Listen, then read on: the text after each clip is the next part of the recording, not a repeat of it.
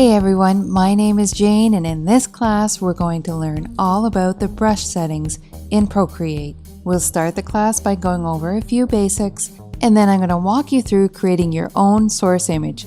This source image we're going to use throughout the entire class to create over 20 custom brushes.